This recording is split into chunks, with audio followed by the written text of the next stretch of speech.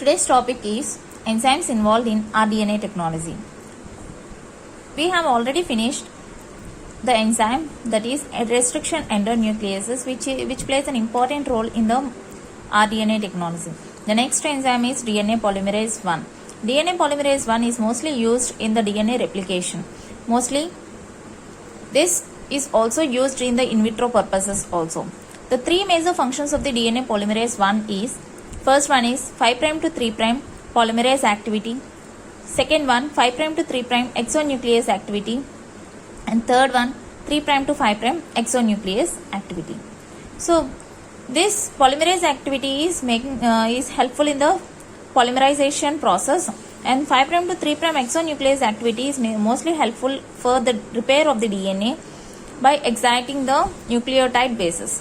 And 3' to 5' exonuclease activity is also seen for proofreading purpose. This proofreading, what is meant by this proofreading?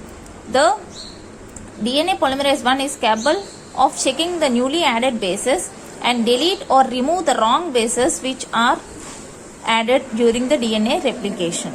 So this process is known as proofreading. This is done by 3' to 5' exonuclease of DNA polymerase 1. This DNA polymerase 1, the gene which codes for this DNA polymerase 1 is gene Pol A. Okay, this gene Pol A is responsible for initiation of the replication. This replication starts at the nick in the double-stranded DNA.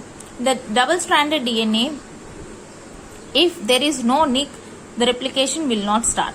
So, if after the formation of the nick, the gene Pol A of DNA polymerase 1 will initiate the replication process.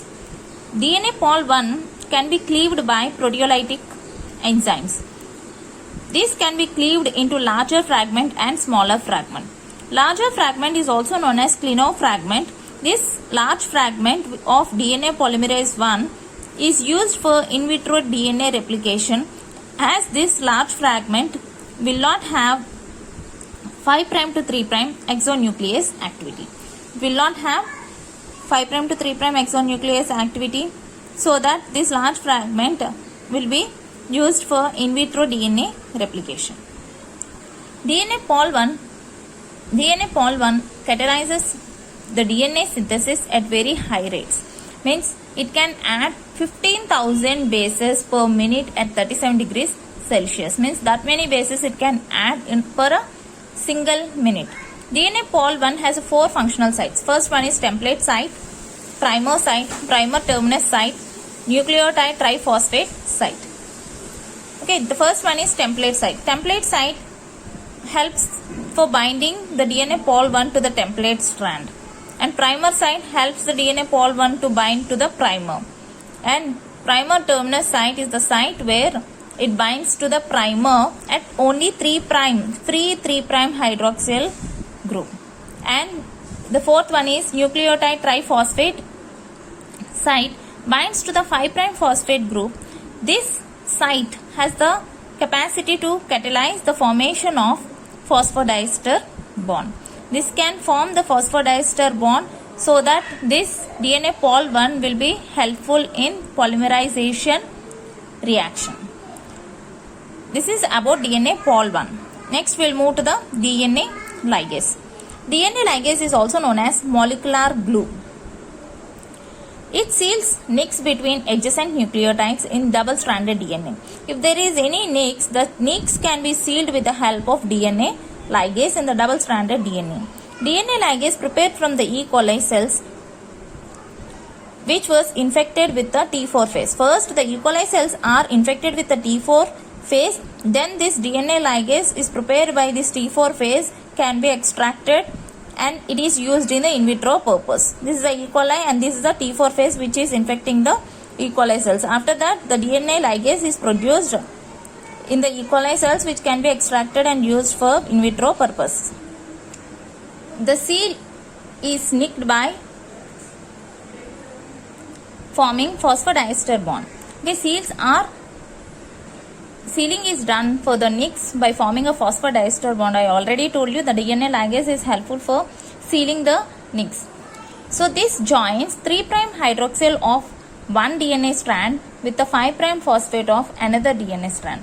So the DNA which was formed will be having nicks like this. Okay, so this is a 3' to 5' N and 5' to 3' N. So this 5' will be having here 3' N and here 5' N.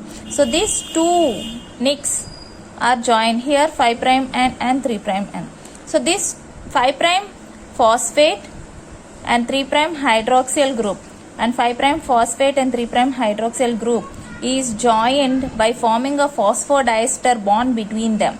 Okay, so this was done with the help of DNA ligase. This is mostly helpful in rDNA technology. In mammals, 4 types of ligases are seen: DNA ligase 1, DNA ligase 2, DNA ligase 3 and DNA ligase 4. So DNA ligase 1 helps in joining the Okazaki fragments. DNA ligase 3 helps in repairing the base existent mutations, and DNA ligase 4 repairs non-homologous end joining of double-stranded DNA. This E. coli, which was infected with the T4 phase, produces larger ligase and smaller ligase. Larger ligase requires NAD as a cofactor for synthesis, and smaller ligase requires ATP for its synthesis. So this ligase which was produced by the E. coli mostly joins the cohesive ends. If it wants to join the blunt ends, I already told you what is meant by cohesive ends, what is meant by blunt ends. If it wants to join blunt ends, it requires more concentration of enzyme and more temperature. So the conditions varies to join cohesive ends and blunt ends. Here if we see T4 DNA ligase joins blunt ends at temperature 25 degrees Celsius, whereas this same enzyme T4 DNA ligase joins cohesive ends at only 4 to 8 degrees Celsius. Next enzyme is phosphatases. Phosphatases are the enzymes which removes phosphate group from the DNA. From DNA, here the phosphate group which is present in 5' end or 3' end. This phosphate group is present at the 5' end. So the phosphate group at the 5' end is removed by phosphatase enzymes. Why this phosphate group is removed from the DNA? This is removed to prevent ligation. So to prevent the formation of phosphodiester bond between 5' phosphate and 3' hydroxyl group, that is ligation, this phosphatases is used.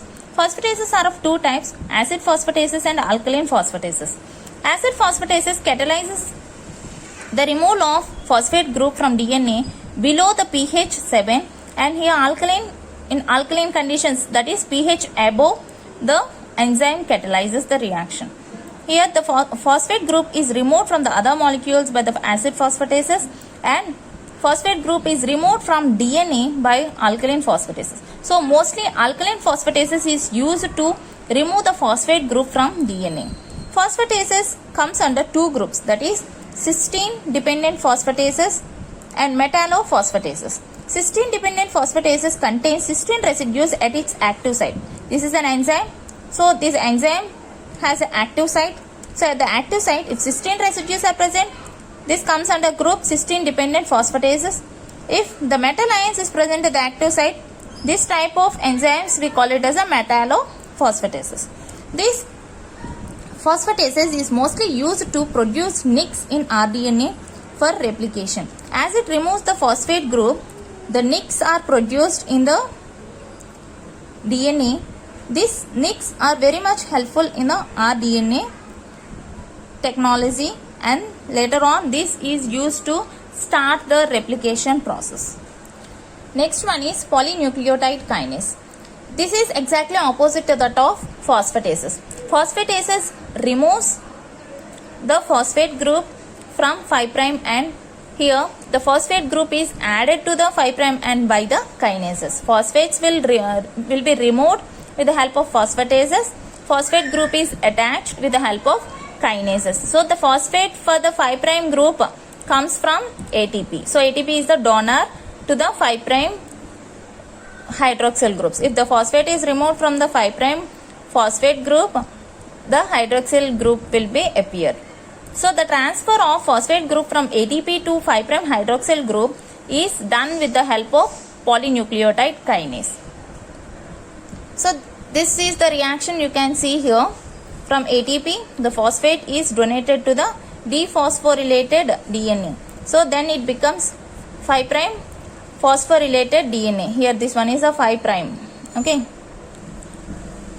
So ATP becomes ADP by donating its phosphate group. This was done by polynucleotide kinase.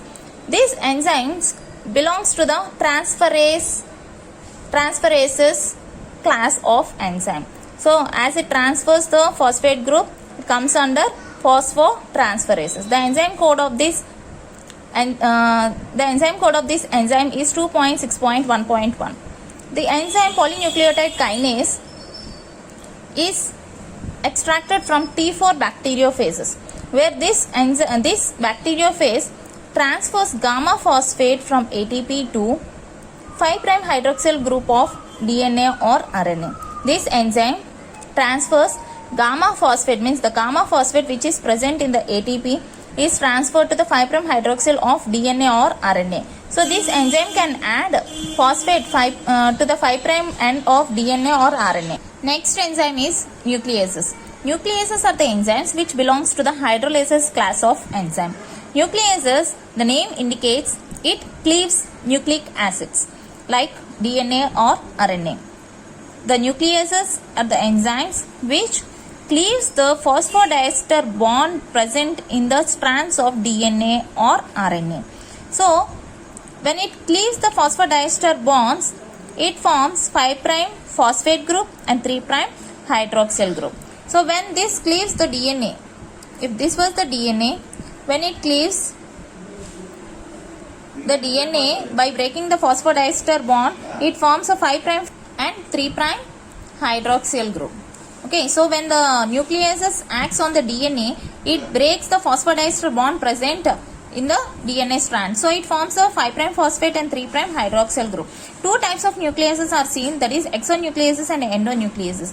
Exonucleases cuts at the end of the DNA, means at the ends here at this part the exonucleases will cut the DNA, and endonucleases are the enzymes which cuts within the or between the sequences of DNA. At this point, like restriction endonucleases, already you have learned about restriction endonucleases, that comes under this nucleases.